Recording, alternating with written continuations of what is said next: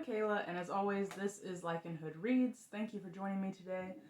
So it's towards the end of November here, and it's actually the last day of November, and I'm coming at you with just sort of a reading update. If you watch my previous videos, you know I wasn't making a TBR for this month or for December, just because it's here at the end of the year, and I'd already reached my reading goal, and I really just wanted to mood read a little bit and catch up on as much as I could of what I didn't get to read throughout the year. And that's what I've been doing pretty much, mood reading. So I didn't, set any goals or even make a TBR. I was just like, I'll pick up whatever I want to pick up whenever I want to pick it up, right? So I'm still doing that. I did that throughout November. I'm probably going to keep doing it in December. And I'm just coming with you with an update of what I have read so far in November and what I am reading right now. I don't know what I'll pick up next, so we'll just talk about what's going on now. First, I'd like to share I drew this little robot. It's so cute. I'm not an artist, so, but I just doodled this, and I kind of love it. Who knew? Anyway, I'm sorry. My upstairs neighbor's dog won't stop barking. She likes to bark every time someone who she doesn't approve of walks by or makes a noise. And it's hard to say what her parameters are for approval, but it doesn't seem anyone's up to snub at this point. So I apologize for the barking dog. I'm going to go ahead and continue, and hopefully it's not too distracting. It's really distracting the cats. So, alright, so first off, this month of November, I went ahead and read A Psalm for the Wild Built, which I really enjoyed. This is a novella. It's about 160 pages long by Becky Chambers. And if you've been watching my channel, you know I became a big fan of hers this year. Her main series is the Wayfarers series, which is a sci-fi, hope punk opera, basically. It's fantastic. It's got 4 books. But this is a little novella series she started called Monk and Robot. So this is Monk and Robot Book 1. And it's just a short, sweet, hopeful little story that is going to continue. The next book comes out in 2022. And what I can say about this one is that it has a non-binary main character, which is exciting. And if you don't know what hope punk is, I suggest you Google it, because it's a little undefined. And I think Becky Chambers is sort of, all of her stuff is hope punk, but it's just hopeful sci-fi. Sci-fi that has a happy ending or doesn't deal with dark themes in a really discouraging, grim way. Not to say it doesn't have serious themes, just that it likes to have a more optimistic look on life, which is something I really needed this year and that I really enjoy reading from Becky Chambers. So I finished this one. It's a pretty short little novella. Looking forward to the second one, which is called A Prayer for the Crown Sky, and that's coming out next summer. So I read that one. I also read on audiobook a book called Seven Devils by Elizabeth May and Laura Lamb. And that was a queer found family sci-fi adventure epic about a ragtag team of women trying to escape and bring down this oppressive empire that they live in. It's got sapphic vibes. It's got a sapphic relationship in it. I think one of the characters may also be asexual.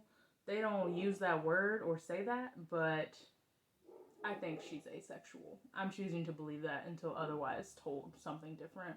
And I believe this is the start of a series. I read this one and really liked it. And I didn't expect to. I thought it was YA. And I was wrong. It's not YA. One of the covers kind of looks, I don't know, but there's another cover for it, probably the American cover would be my guess, that it looks extremely YA, and I think it misled me, which is why it took me so long to pick this one up, because I had my eye on it for like a year or two now. But I ended up really enjoying it. Found family, sapphic vibes, fighting, rebels. It was all good. I really liked it. I read the audiobook, which was well done, so I highly recommend it. Next is one I've been wanting to read for a little while, and I was holding out to buy a physical copy of it because I love the cover so much, but I ultimately did not have the money to buy a physical copy and couldn't wait any longer. Like, I was supposed to be mood reading this month, and my mood was screaming at me to pick this one up. It's called Ashes of the Sun by Django Wexler. Now, I love this cover. I don't know about you guys, but I'm in love with it. I think it's awesome. And it has a really cool premise, too. So, If you don't know this about me, I like siblings. In fantasy or sci-fi stories, I really enjoy sibling relationships, sibling stories, and this has that for sure. It's these two estranged siblings that were separated, when they were children. One of them, the girl, was taken to this Jedi kind of order. That's the best way I know how to describe it in this world. It's very much so reminiscent of the Jedi, where people with special abilities kind of police the rest of the world. Um, they they're not as benevolent as the Jedi, is what I'll say, and that is made abundantly clear in the book. That's kind of the main conflict, actually. Not to say that they're evil, like they're not straight up evil. They're just way more gray than the Jedi Order might be. And then her brother, the older brother, the sibling, he kind of just was devastated by her loss as a child, and he grew up being a thief and a rebel, and he is fighting against the very thing that she has been indoctrinated to serve. And they find each other again through a series of circumstances as adults, and have to come to terms with the fact that they're enemies, but they might be fighting on the same side more than they know. So I read this. I really loved it. It's an epic fantasy. And I'm actually reading the sequel right now. So, Blood of the Chosen. I got this one on audiobook because I was going to be driving for the holidays, and I needed it. I needed to read it right then. And so that was the most convenient way for me to read. I'll probably end up getting both of these in a physical copy eventually, just because I love the covers so much, and I ended up really enjoying the books, and I want them on my shelves. So this is the second book. It's called Blood of the Chosen, and it picks up not long after that first book ends. I'm not finished with it yet. Might be maybe halfway through, maybe not quite. But I highly recommend this. As far as I've read, it has a sapphic relationship in it as well. So there are queer elements. One of the siblings, the girl, is queer, and she gets in a relationship. The guy, the brother, he has words. He has a heterosexual relationship, but it's not really specified that he's one way or the other. I don't get any bi vibes off of him, but anything could happen. I would totally be here for a bi brother in this, but that hasn't happened yet. I'm loving the queer elements regardless. It's fantastic. I highly suggest it. That's what I'm reading right now on audiobook. But it's my last anticipated release of the year. So this was the last new release purchase that I made, and I read it on audiobook. It's called You Sexy Thing by Rambo. It's a sci-fi adventure, a space opera, basically.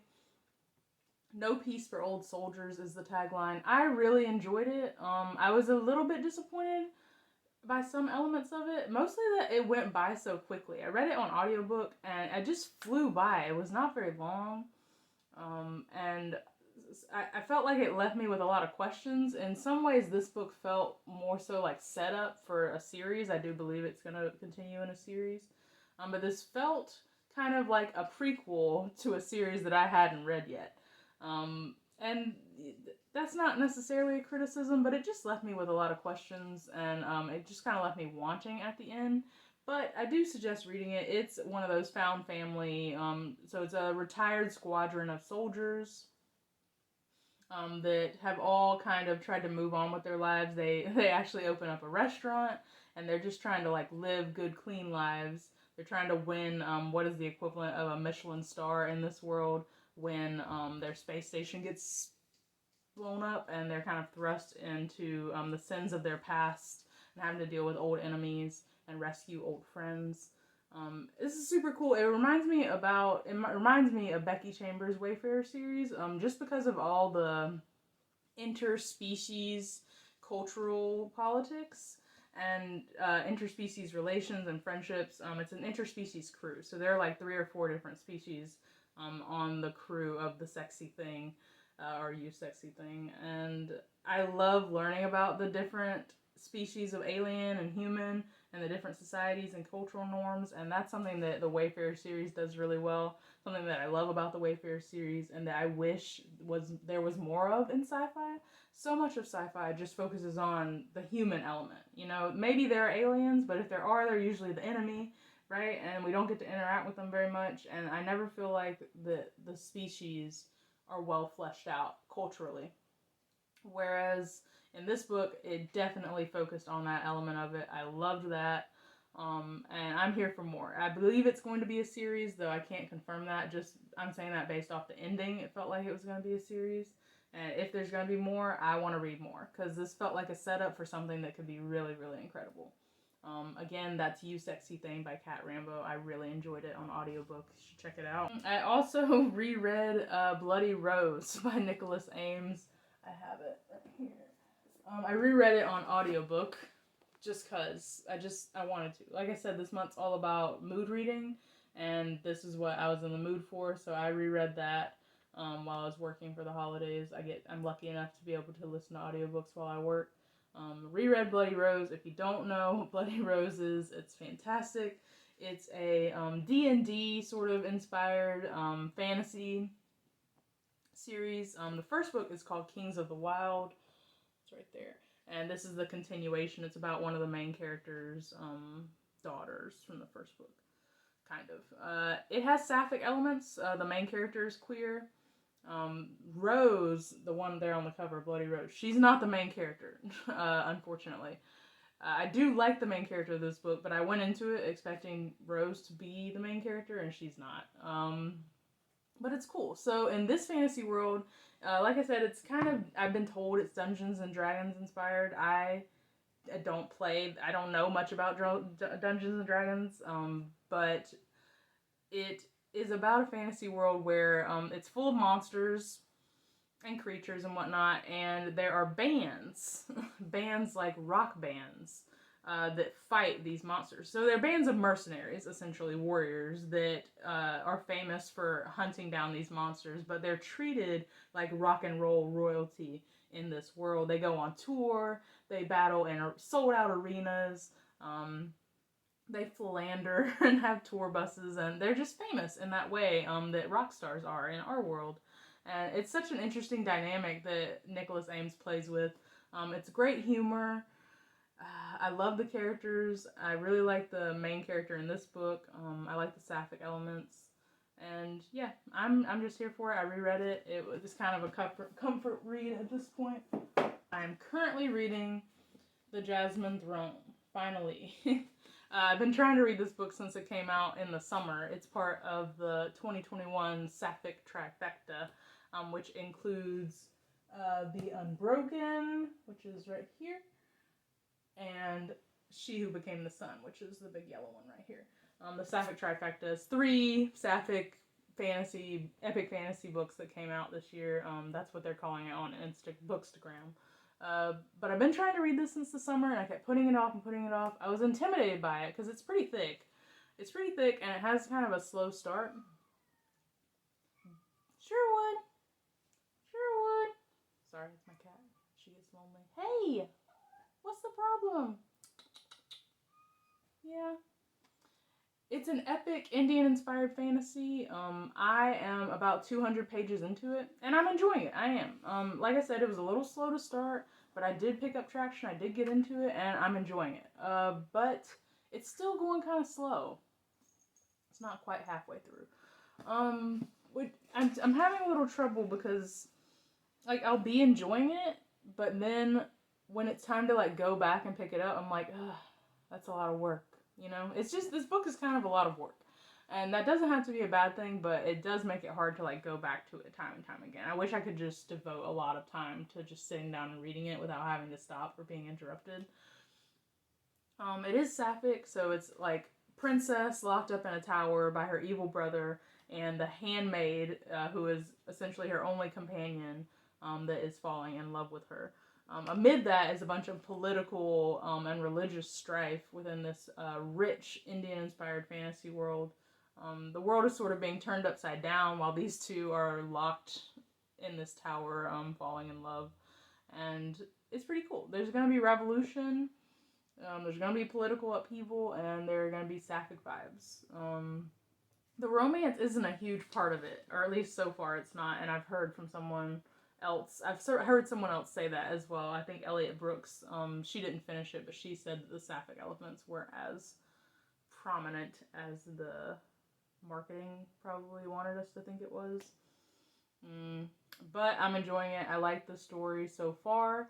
I will say one thing that's thrown me out of it, and I think one reason why I'm having a hard time going back to it every time, is that there are the two main characters, the princess and the handmaiden, and they're the perspectives that we get the most, the main perspectives, but it has multiple perspectives other than them. A lot of the, like, political figures, or people that, you know, the rebels and the king and, like, the advisors, there are a lot of perspectives in this book, and every time it would go to someone that I didn't care about very much, or that has only been there a couple of times, basically anytime it's someone other than the princess and the handmaiden, I start to not care as much, and it's kind of hard to push through those chapters to get to what I would call the good stuff. So every time that happens, I have to sort of push through, and I think that's really what's slowing me down. But I am going to finish this by the end of the year. I'm determined. And other than that, I'm going to keep up my mood reading. I have a goal for December. I don't know how many books I'll read in December. It's always busy at work that time of year, and of course busy traveling and family and whatnot. But I'm going to read as much as I can, and I'm going to finish that one and just see what I want to read next. So thank you for joining me. I hope you guys had a happy November, and I hope you have happy holidays coming up in December as well. I hope to be back with you before the end of the year, with like end of the year wrap up with my favorites, my disappointments, and I hope to post an anticipated releases video here soon. I've already filmed it. So I'm excited, and I will see you again soon. Thanks for joining me. Bye.